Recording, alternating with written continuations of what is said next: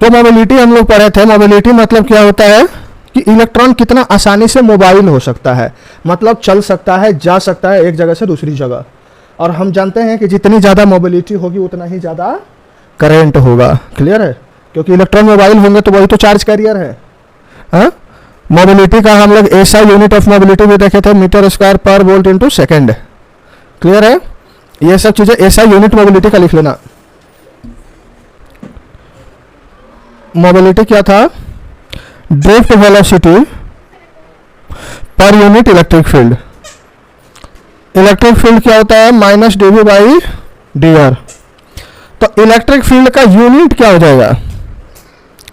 Unit of electric field क्या हो जाएगा? Voltage upon meter. तो अब मोबिलिटी पे आ जाते हैं। एसआई यूनिट ऑफ मोबिलिटी क्या हो जाएगा?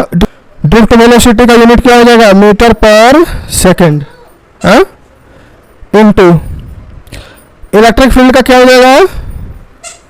Voltage upon meter, voltage upon meter, volt upon metre.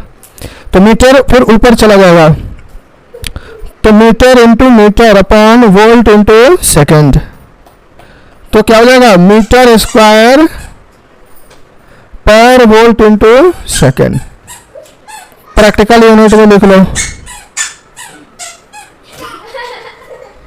Practical unit में मीटर की जगह सेंटीमीटर स्क्वायर रहेगा, वोल्ट इंटू सेकेंड सेम। बहुत सारे केसेस में ओम्स लॉ फॉलो नहीं होता, मतलब जो वोल्टेज होता है अपने डायरेक्ट प्रोपोर्शनलिटी को खो देता है।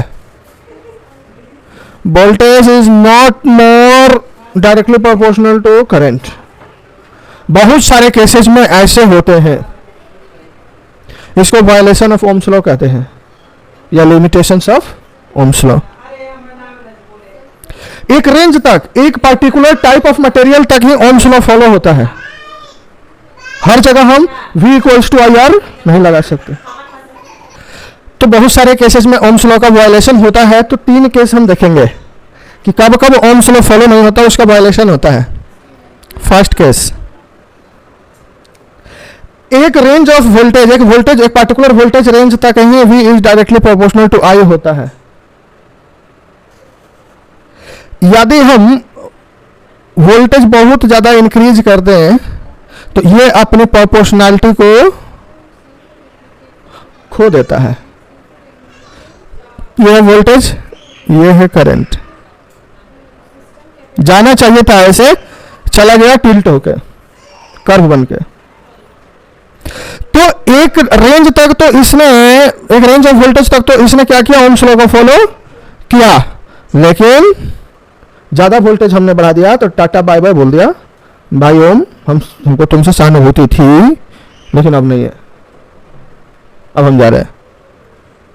तो ये क्या हुआ? ओम्स लॉ फेल हो जाता है यहां। तो फर्स्ट पॉइंट लिख लो, V ceases to be proportional to I। यदि हम वोल्टेज को ज्यादा बढ़ाएं तो प्रोपोर्शनैलिटी रिलेशन जो है, डायरेक्ट प्रोपोर्शनैलिटी रिलेशन जो है वो I के साथ हट जाता है। I स्क्वायर के साथ हो सकता है, I क्यूब के साथ हो सकता है, I⁵ के साथ हो सकता है। I के साथ प्रोपोर्शनैलिटी हट जाती है, लीनियर रिलेशनशिप हट जाता है। दूसरा हम देखते हैं कि relationship between voltage and current depends upon sine of voltage. Plus sign किधर है, माइनस साइन किधर है। यदि हम टर्मिनल का साइन चेंज कर देते हैं बैटरी का और मैग्नीट्यूड सेम रखते हैं तो करंट का तो सेम होना चाहिए था वैल्यू, लेकिन ऐसा देखा गया है कि करंट की वैल्यू सेम नहीं रहती है। अरे ओम्स लॉ क्या कहता है? ओम्स लॉ कहता है V इक्वल्स टू IR। हमने रेजिस्टेंस को सेम रखा और वोल्टेज को सेम रखा, लेकिन हमने केवल उसका साइन चेंज कर दिया। पहले बैटरी का टर्मिनल ऐसे था, V वोल्टेज था, अब हमने बैटरी का टर्मिनल ऐसे कर दिया और सब कुछ सेम रखा। V ही वोल्टेज है, वोल्टेज का मैग्नीट्यूड EMF का मैग्नीट्यूड सेम है, लेकिन हम देखते हैं कि ये सेम रीडिंग नहीं दे रहा है करंट का। जितना इस सिचुएशन में रीडिंग दे रहा था, जब ये प्लस टर्मिनल था, ये माइनस टर्मिनल था, रीडिंग दे रहा था, उतनी रीडिंग सेकंड केस में नहीं दे रहा है। और ऐसा देखने को ज्यादातर मिलता है डायोड में। डायोड अभी सेमीकंडक्टर फिजिक्स में पढ़ने को मिलेगा, इसको कहते हैं डायोड। तो डायोड में ऐसा देखने को मिलता है, if I is the current for certain V, then reversing the direction of voltage keeping the magnitude same। हमने बैटरी का वोल्टेज सेम रखा, मैग्नीट्यूड सेम रखा, लेकिन डायरेक्शन बदल दिया, does not produce a current of the same magnitude as current in opposite direction। और ये ज्यादातर डायोड में देखने को मिलता है।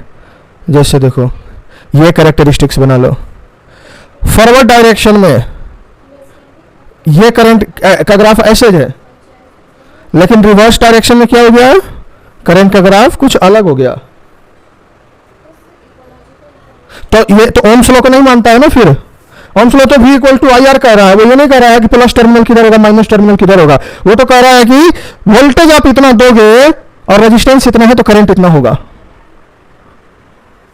Current is directly proportional to voltage. लेकिन कई केसेस में देखने को मिला है कि साइन पे डिपेंड करता है कि आप किधर से प्लस वोल्ट रख रहे हो, किधर माइनस टर्मिनल रख रहे हो, और ये डायोड में होता है। तो ये भी ओम्स लॉ का वायलेशन है, लिमिटेशंस है। क्लियर है। थर्ड में हम देखते हैं कि ओम्स लॉ कहता है कि V is directly proportional to current, मतलब 1-1 रिलेशन है। हम लोग फंक्शन पढ़े हैं ना, एक डोमेन का एक ही रेंज होना चाहिए, 1-1 फंक्शन। लेकिन ऐसा देखने को मिला है कि कई सारे केसेस में एक करंट के लिए, करंट की एक वैल्यू के लिए वोल्टेज की दो वैल्यू मिल रही है, ऐसा देखने को मिला है। ग्राफ में देखते हैं, ये करंट वर्सेस वोल्टेज का ग्राफ है। ये बात ग्राफ बनाते समय ध्यान रखना कि वोल्टेज और करंट है, वोल्टेज वर्सेस करंट है या करंट वर्सेस वोल्टेज है। ठीक है। तो करंट वर्सेस वोल्टेज का ग्राफ बनाया हमने, तो कुछ इस तरीके से आया। तो इस तरीके से आया, तो यदि हम यहां पर करंट की सेम वैल्यू के लिए देखते हैं तो वोल्टेज की दो वैल्यू आ रही है, वोल्टेज की दो वैल्यू पर करंट की सेम वैल्यू है। क्या मतलब है इसका कि फंक्शन 1-1 नहीं है। एक वोल्टेज के लिए एक करंट की वैल्यू नहीं है, एक करंट के लिए एक वोल्टेज की वैल्यू नहीं है, एक करंट के लिए दो वोल्टेज की वैल्यू आ रही है। Means this is violation of Ohm's law, limitations of Ohm's law. Clear है। तो ऐसा भी देखने को मिला है। तो जो भी मटेरियल जो है ओम्स लॉ को फॉलो नहीं करता है, वो ज्यादातर इलेक्ट्रॉनिक सर्किट में यूज होता है। क्लियर है। और एक चीज हमेशा ध्यान रखना है कि जो कंडक्टर ओम्स लॉ को फॉलो करता है, जो कंडक्टर ओम्स लॉ को फॉलो करता है उसे ओमिक कंडक्टर कहते हैं, और जो कंडक्टर ओम्स लॉ को फॉलो नहीं करता है, जो कंडक्टर ओम्स लॉ को फॉलो नहीं करता है उसे नॉन ओमिक कंडक्टर कहते हैं, नॉन ओमिक कंडक्टर कहते हैं। रेजिस्टिविटी ऑफ वेरियस मटेरियल्स, कुछ मटेरियल की रेजिस्टिविटी को कंपेयर करते हैं। तीन तरीके के मटेरियल हम जानते हैं, कंडक्टर, सेमीकंडक्टर एंड इंसुलेटर्स। जिस मटेरियल की रेजिस्टिविटी बहुत कम है वो कंडक्टर्स होते हैं, जिसकी बहुत ज्यादा है रेजिस्टिविटी उसे इंसुलेटर्स कहते हैं, और जिसकी बीच बीच में है, ना तो कम है ना ज्यादा है, उसे सेमीकंडक्टर्स कहते हैं। क्लियर है। और ये सेमीकंडक्टर की रेजिस्टिविटी वैरी भी करता है। सेमीकंडक्टर की रेजिस्टिविटी इंप्योरिटी मिलाने पर या टेम्परेचर के साथ बहुत वैरी करता है। अब देखो टेबल 3.1 में इंक्रीजिंग ऑर्डर में इनकी रेजिस्टिविटी दी हुई है, तो थोड़ा सा उसको देख लेते हैं। देखो सबसे कम रेजिस्टिविटी होती है सिल्वर की, सबसे अच्छा कंडक्टर होता है। उसके बाद कॉपर, स्लाइटली ज्यादा रेजिस्टिविटी होती है सिल्वर से, तो कॉपर भी बहुत अच्छा कंडक्टर होता है, लेकिन 2 नंबर पे है। 3 नंबर पे एल्युमिनियम, थर्ड लास्ट, रेजिस्टिविटी इसकी 3रे नंबर पे आती है। फिर tungsten, iron, platinum, mercury, nichrome, manganin, alloy है, ये सब मिक्स करके बनाया जाता है मेटल को। सेमीकंडक्टर में देखो इनकी मॉडरेट वैल्यू होती है, ना ज्यादा ना कम। कार्बन ग्रेफाइट जो है, जर्मेनियम, सिलिकॉन, इनकी रेजिस्टिविटी है। इंसुलेटर्स की रजिस्टिविटी बहुत ज़्यादा होती है, फिर भी इंसुलेटर्स में भी जो सबसे कम रजिस्टिविटी होती है प्योर वाटर की होती है, जिसमें कि शॉक लग सकता है। पानी में शॉक लगता है ना, करंट का तार होता है। तो ग्लास की रजिस्टिविटी उससे ज़्यादा होती है। हार्ड रबर, इसमें शॉक नहीं लगता। ग्लास में भी नहीं के बराबर लगता है, नहीं लगता ग्लास में भी। NaCl, फ्यूज क्वार्ट्ज, ये सब की रजिस्टिविटी बहुत ज़्यादा होती है। क्लियर है? अब देखो, जो रजिस्टिविटी होती है उसकी वैल्यू फिक्स नहीं रहती, किसी किसी फैक्टर पर डिपेंड करती है और उसके साथ वेरी करती है। जैसे यदि हम टेम्परेचर को बढ़ाएं तो बहुत सारे कंडक्टर में ऐसा होता है कि रजिस्टिविटी कम हो जाती है। बहुत सारे मटेरियल में रजिस्टिविटी कम हो जाती है यदि हम टेम्परेचर को बढ़ाते हैं तो। और डायोड में हम कुछ इंप्यूरिटी मिला के भी रजिस्टिविटी को कम कर सकते हैं। कुछ अलग से सब्सटेंस मिलाया जाता है, इंप्यूरिटी कहते हैं उसको। जब हम लोग सेमीकंडक्टर पढ़ेंगे तो पता चलेगा। उनको मिलाने के बाद रजिस्टिविटी क्या होती है? कम हो जाती है। क्लियर है? तो रजिस्टिविटी फिक्स नहीं होता, इसे बढ़ाया घटाया जा सकता है। दो तरीके के रजिस्टर बनते हैं, एक वायर बाउंड रजिस्टर और एक कार्बन रजिस्टर। दो तरीके के रजिस्टर बनाए जाते हैं। क्लियर है? एक वायर बाउंड रजिस्टर बनता है और एक कार्बन रजिस्टर बनता है। Wire bound resistor are made by winding the wires of an alloy. Alloy को वाइंडिंग करके बनाया जाता है। ये जैसे मैंगनीन हो गया, कॉन्स्टेंटन हो गया, नाइक्रोम हो गया, ऐसे एलॉय होते हैं। क्लियर है? उससे वाइंडिंग करके वायर बाउंड रजिस्टर बनता है। लेकिन their resistivities are relatively intensive to temperature। Wire bound resistor का जो रजिस्टिविटी होती है इस तरीके से एलॉय को लिया जाता है कि ज्यादा टेम्परेचर पे डिपेंड नहीं करता है। ये फायदा होता है उसमें, मतलब तुरंत वैरी नहीं करेगा। बहुत हाई टेम्परेचर करने से वैरी कर सकता है, बट एलॉय को मिक्सिंग इस तरीके से किया जाता है। एलॉय क्या है? दो या दो से ज्यादा टाइप के मेटल का मिक्सचर। हम उसी जो प्रॉपर्टी हमको चाहिए हम उसी टाइप के मेटल को मिक्स करते हैं। तो एलॉय जो होता है वो टेम्परेचर पे ज्यादा डिपेंड नहीं करता उसकी रजिस्टिविटी। लेकिन this resistance are typically in range of a fraction of an ohm, मतलब बहुत कम, मतलब फ्रैक्शनल ओम से लेके फ्यू हंड्रेड ओम्स तक ही ये बनते हैं। वायर बाउंड रजिस्टर जो होते हैं वो फ्रैक्शनल ओम से लेके, मान लो 1.5 ओम या ऐसे टू फ्यू हंड्रेड ओम, 100 ओम या 200 ओम तक ही ये बनते हैं।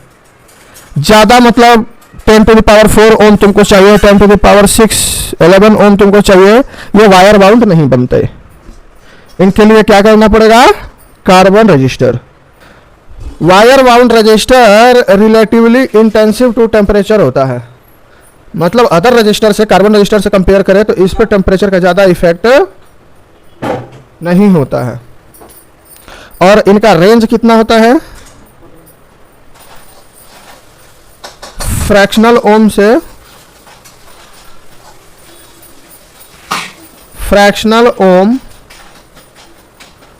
टू फ्यू हंड्रेड ओम इनका रेंज होता है। मतलब बड़ा बड़ा रजिस्टर इनसे नहीं बन सकता।